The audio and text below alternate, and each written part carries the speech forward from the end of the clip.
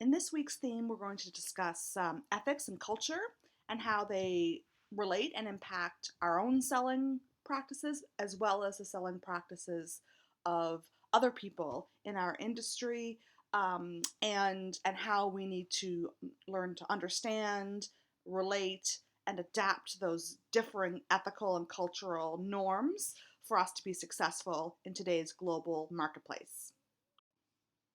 We've all heard of IQ, or the measure of people's intellectual intelligence.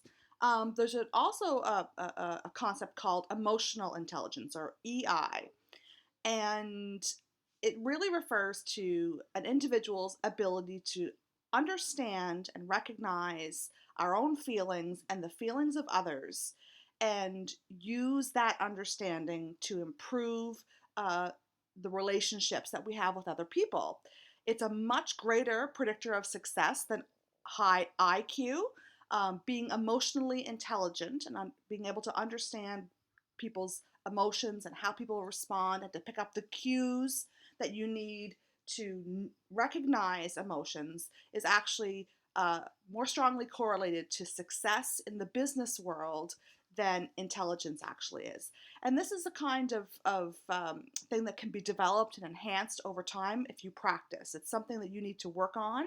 And there's actually all kinds of studies that show that the younger generation today is a little bit less um, naturally adept at recognizing emotional cues. It's largely because of the way young people interact now, where a lot of those interactions happen digitally rather than face to face or in person. But that doesn't mean that young people can't develop better emotional intelligence. It just means that they need to work on a little bit more.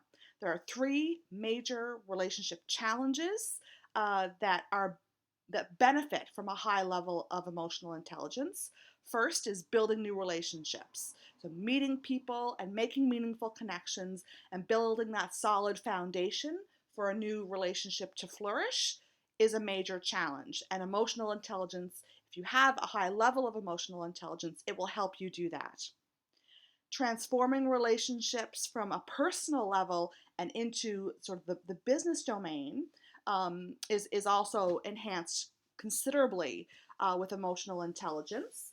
Um, Taking sort of those personal contacts that you might make, whether it's at a party or a networking event, etc., and then using those personal connections to ultimately enhance your business relationship with those individuals is a really important aspect of being a salesperson. And then, of course, the long-term management of those relationships to help you cultivate those relationships and make them really fruitful and beneficial to you over the long term uh, requires a great deal of emotional intelligence. When developing relationships, you have to be very mindful of how you manage your short term objectives or goals in relation to your long term objectives. Sometimes the things that we do that will help us cultivate short term benefits actually damage the potential for long term meaningful relationships with the people that we want to have relationships with. So it's really important to understand whether or not you want a quick, short term, one time sale with a particular customer, for example, or whether you really are better off in the long run to cultivate a deeper, more meaningful relationship that leads to a long-term connection with the client. And we're going to talk a lot more about that in the coming weeks. Sort of short-term gains, but resulting in long-term pain. Which is a priority for you? And in some businesses, although it sounds maybe counterintuitive, there may be some businesses where it makes sense that short-term gains actually do outweigh any long-term potential benefits. So for example, if it's the kind of a product that, somebody's only going to buy once, there's really no possibility really even for long-term repeat business, then maybe it makes sense to focus more on that singular transaction and worry a little bit less about the long-term relationship that you may or may not have with this particular client. On the other hand, if you know if you think this particular client might be a repeat customer over an extended period of time, whether it's 5 years, 10 years, 20 years, or their lifetime, then maybe sacrificing some short-term objectives for long-term objectives may make sense. The ethical practices of salespeople are influenced not only by the morals and values of the salesperson themselves, it's also influenced heavily by the actions and behaviors of their peers, other salespeople. It is influenced heavily by people's direct managers and what their expectations are in relation to ethical behaviors. Of course, if they're influenced by company policies and practices, both the formal policies and practices that may be documented in company manuals, but also, and perhaps even more importantly, the informal policies and practices that are actually the lived experiences within the organization. They definitely can shape people's how people behave ethically, and of course, the behavior of top management and the tone that they set with respect to what is expected of people from an ethical perspective all shape people's behavior when it comes to making ethical decisions. And ethics is not the same as laws and contracts and agreements and rules. Those are a part of ethical behavior, but not all ethical or unethical behavior is encoded or enshrined in law or in contracts. So they're not necessarily the same thing. There's definitely some relationship, but they're not the same thing. Other important factors in establishing important relationships with clients and customers uh, revert back to culture and understanding cultural differences, how people's culture manifests in their behaviors, their actions, their words, their attitudes, and their ideas. Understanding that, especially if people are you're interacting with and the relationships you're trying to develop are with people whose culture maybe is different in some meaningful way than yours or what you are familiar with. These kinds of things can cause huge problems in the establishment and development of relationships. If you do not understand um, people's cultural background, um, it can cause communication problems. For example, you may interpret someone's behavior or their actions or their words as being rude or disrespectful, when in fact, from a cultural perspective, that's totally normative in their particular world. And so it is really, really important to understand different cultures and understand that people express themselves differently based on the cultural norms with which they identify. And it's not, understanding culture is not as easy as maybe reading a book or spending a little bit of time in a particular culture.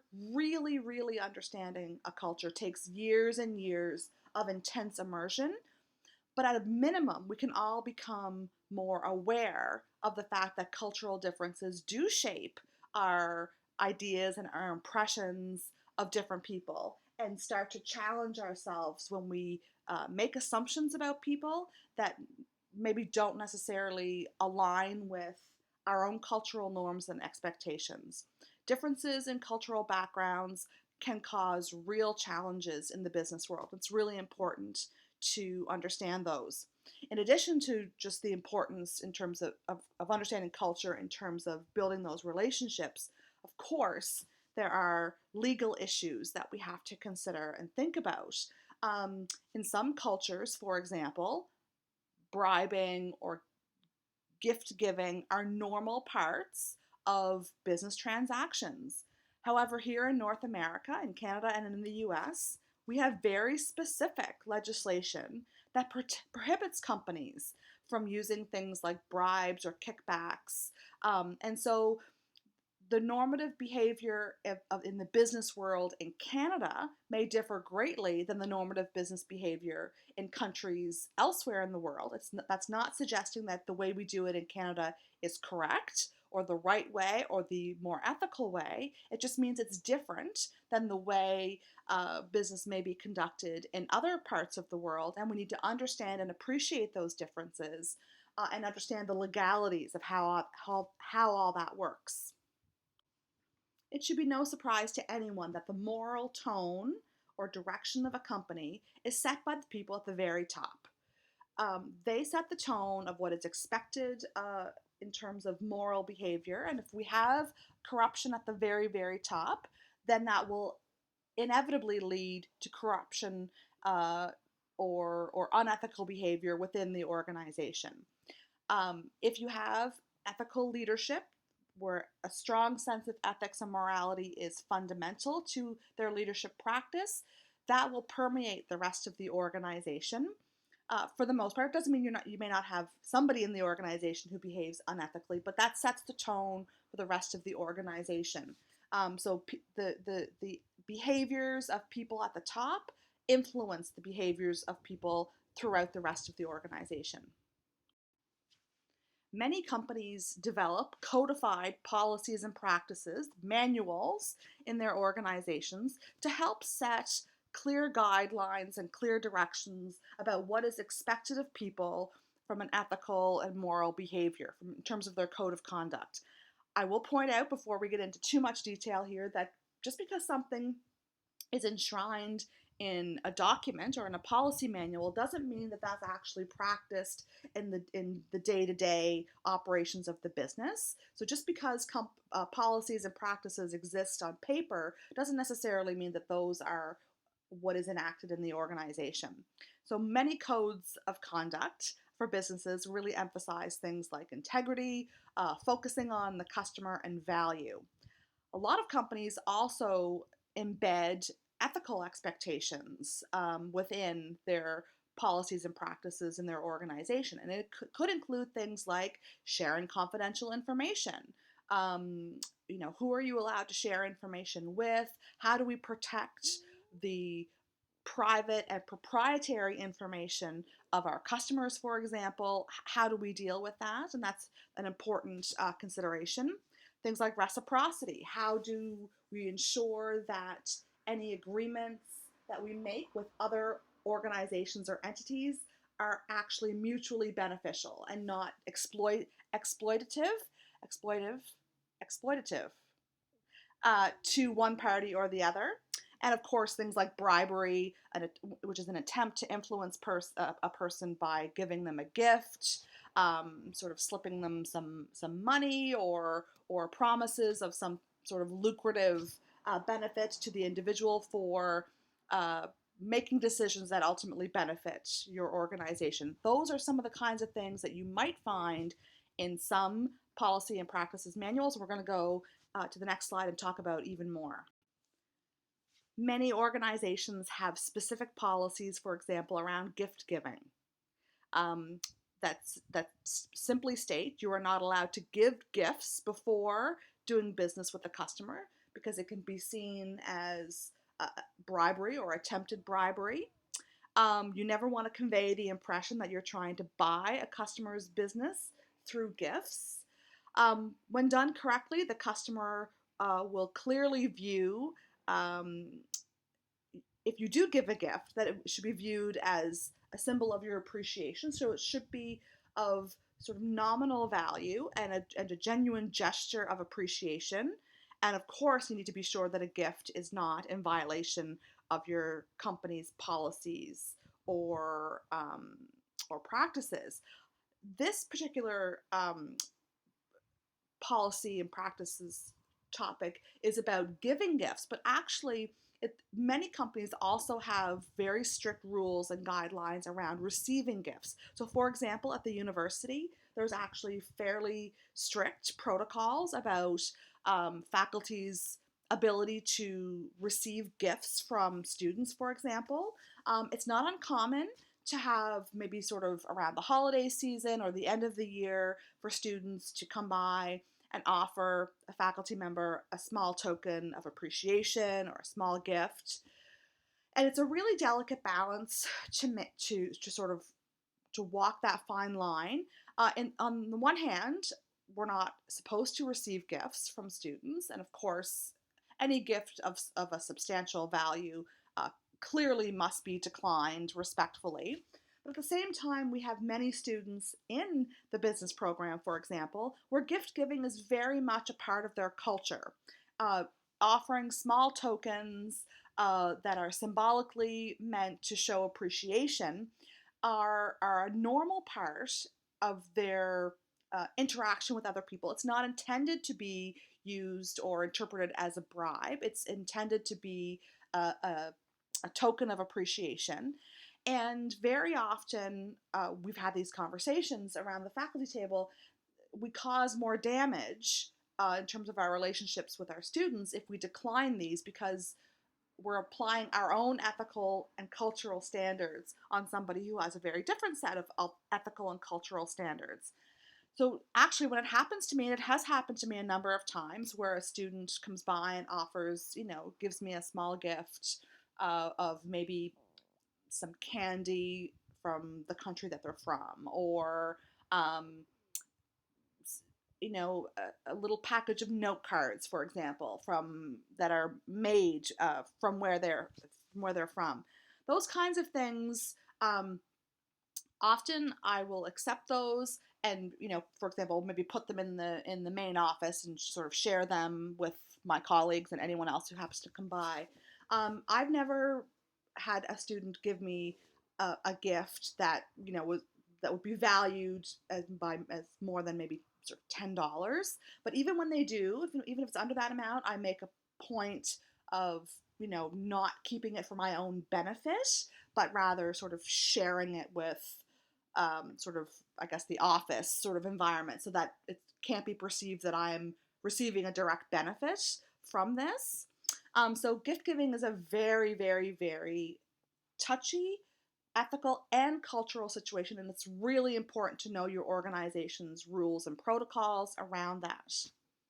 Um, Other types of policies and practices that might be embedded into a company's sort of rules and behavioral expectations include how entertainment is funded. So, for example, um, if I travel on behalf of the university, say to go to a conference or something, and the university will provide me with, reimburse me for my meals, etc., but they won't reimburse me for any alcohol consumption.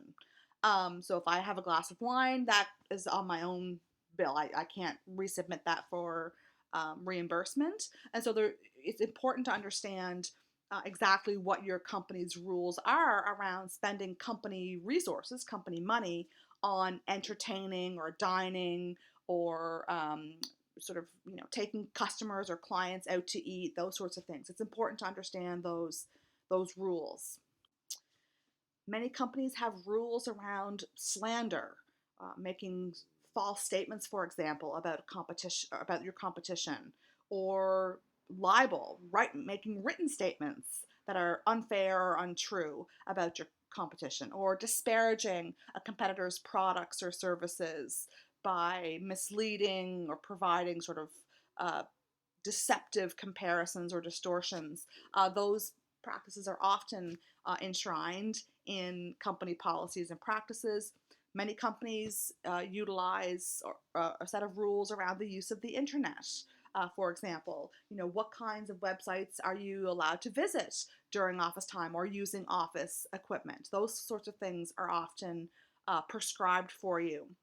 Um, and so it's really important to understand what your company's rules are. And it's very often a part of the orientation process when you start a new job. It's really important that you understand what those are and that you adhere to them, because failure to adhere to company policies and practices is grounds for dismissal. So make sure that you understand what those rules are and that you're adhering to those rules. The behavior of your sales manager or your direct supervisor can really help you understand what the ethical expectations are in your organization. You should be able to look to your manager for guidance and directions of what you should do if an ethical situation arises. Um, they are responsible for making sure that you understand what the company's expectations are. They're ultimately your closest point of contact, and they're the people you should go to if you feel you're in an ethical dilemma, and they're going to be responsible for interpreting company policy and helping you navigate the situation so that you are making decisions that align with the company's values. If you view your employer's instructions or influence as being inherently unethical, um, you have an obligation to sort of speak up and say, I don't think that is ethical behavior. Um, and you should refuse to compromise your values and be prepared to deal with the consequences. If you're working for an unethical company where unethical behavior is embedded into the organization, um, ideally you want to stand up for that, and if it costs you in terms of your occupation or position, it may in the long run actually be beneficial to you. In addition to your company's code of practices and policies, it's also important to understand local laws, contract laws, existing contracts you might have with various partners and agreements so that you understand what your legal obligations are. And there's all sorts of laws in place here in Canada that will dictate or guide your behavior when it comes to business transactions. So there are laws, for example, like the Competition Act, that forbid things like price fixing or bid rigging or price discrimination or predatory pricing or double ticketing, all kinds of various business practices that are prohibited by law. And it's really important as a business professional that you understand those laws and are adhering to those, because they could result in some fairly significant consequences. There's also laws that protect customers, uh, whether it's the Direct Sellers Act or the Consumer Protection Act, that give that afford customers protection against unethical or unscrupulous behavior on the part of salespeople. A contract is a oral or preferably written declaration of promises that two parties or more are making to each other. And they are enforceable by law. So it's really important to understand the contracts that you are signing and understand what your obligations are going to be with respect to that contract. This includes employment contracts.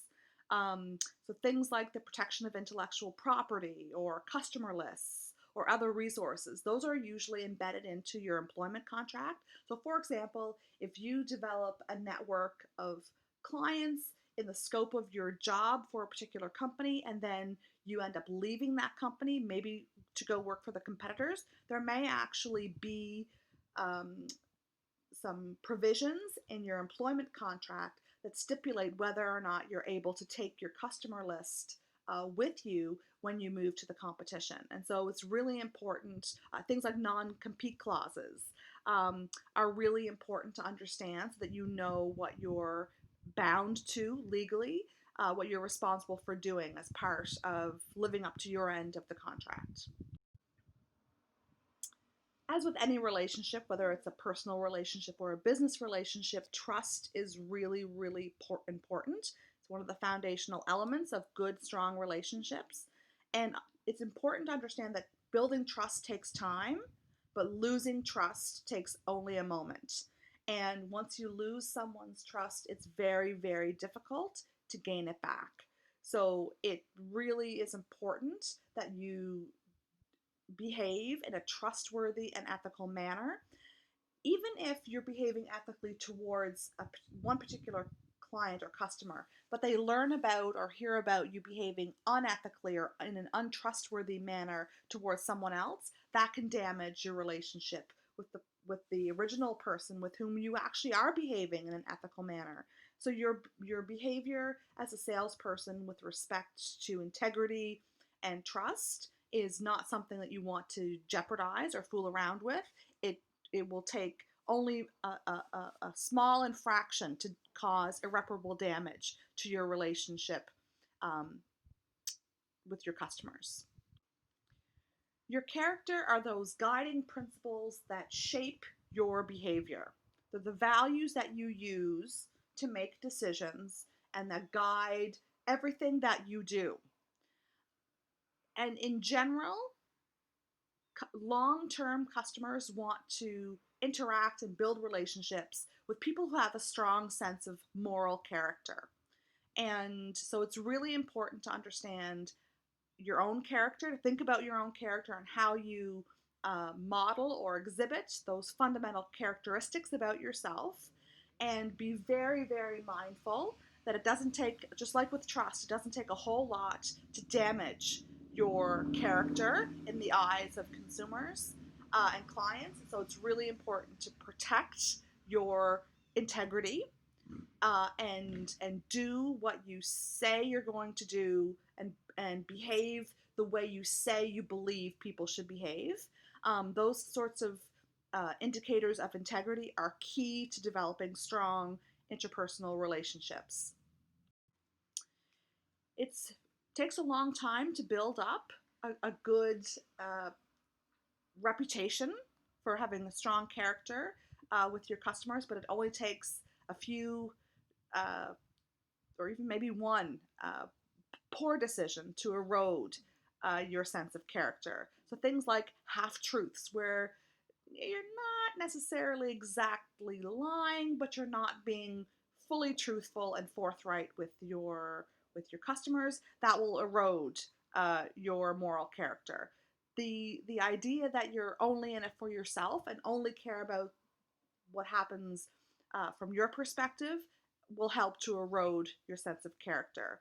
The acting as if corporations only exist to maximize shareholder value, to the hell with everybody else, and what impact corporate behavior has on other parties, is a surefire way to erode uh, your sense of character. Um, the idea that it's not wrong because everyone else is doing it does not do any favors for your sense of character. People are increasingly looking for ethical behavior, and just because somebody else is doing something wrong doesn't mean or give you the ability or the authority or the opportunity to do it as well. It just means that you need to make the tough decision to behave in an ethically responsible manner. And of course, this idea that companies need to be lean and mean, including maybe taking shortcuts or trimming in areas that maybe shouldn't be trimmed because of maybe safety standards, for example.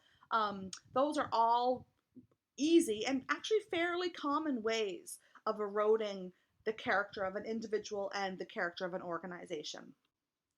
For the most part, our conversation so far about ethics has really been grounded in North American or Canadian cultural expectations. But ethics are not universal. They're very, very often culturally shaped and defined, meaning that what is considered ethical behavior in the business world here in Canada may not be considered ethical behavior elsewhere in the world. The culture that we know, experience, and believe in is not right. It's just one way to see or view or live in the world.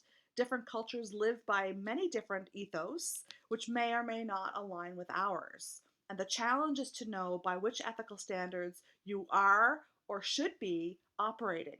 So if you're a Canadian business, and obviously if you're doing business here in Canada with other Canadian uh, companies or Canadian customers, then for the most part you're guided by Canadian ethical standards. But what if you're a Canadian company and you're doing business with a company from, say, for example, the Middle East, that would have a very different ethical or cultural normative behavior?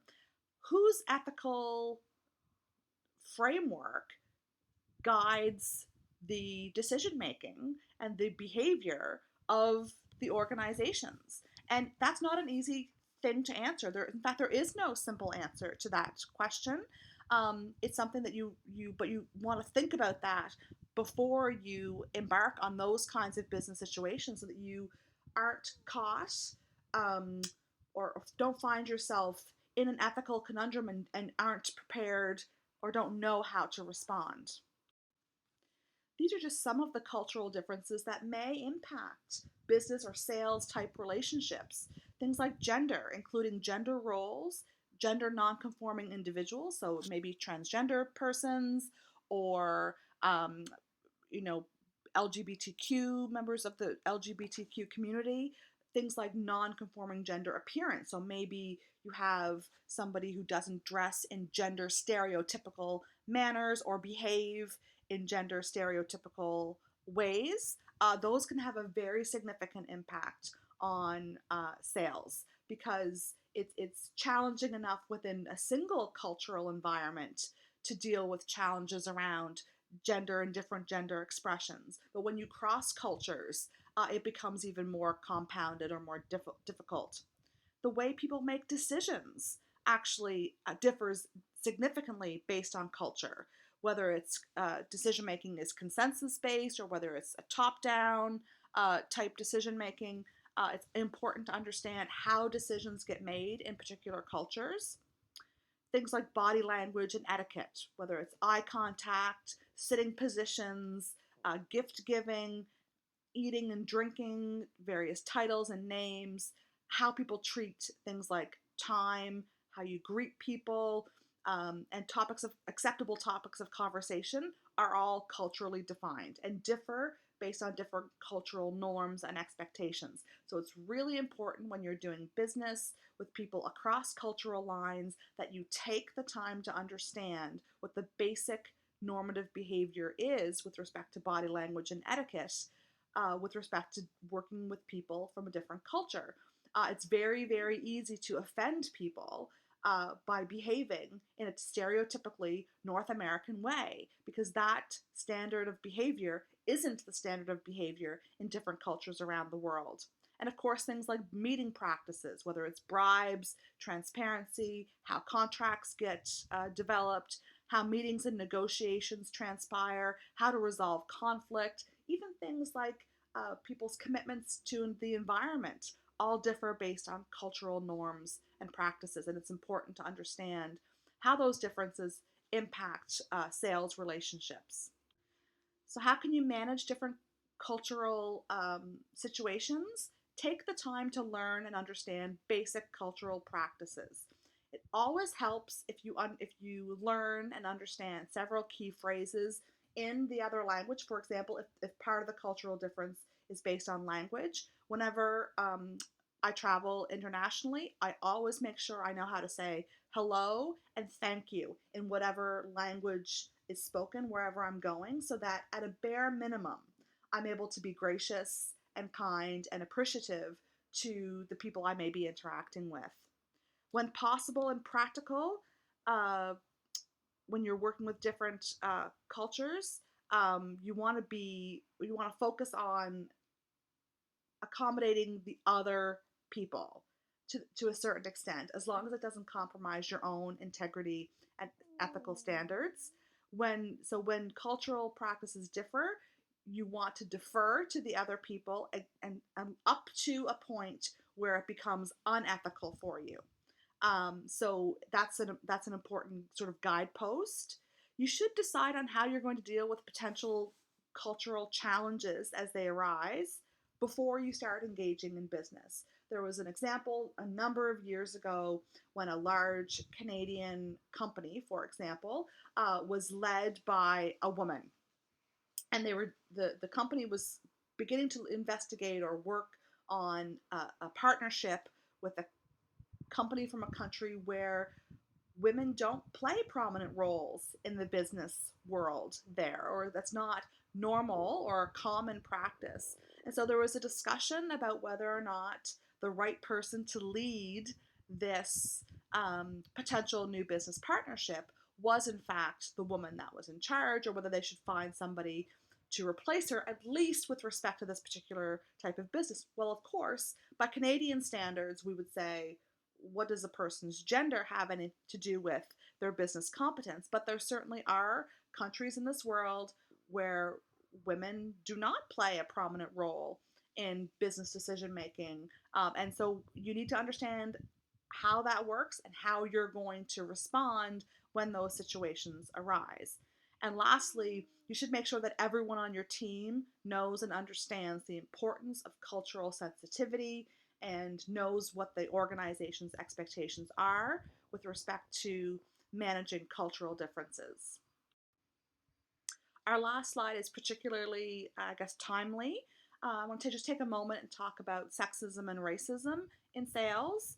There are still gendered treatment expectations and stereotypes that permeate even a North American business environment.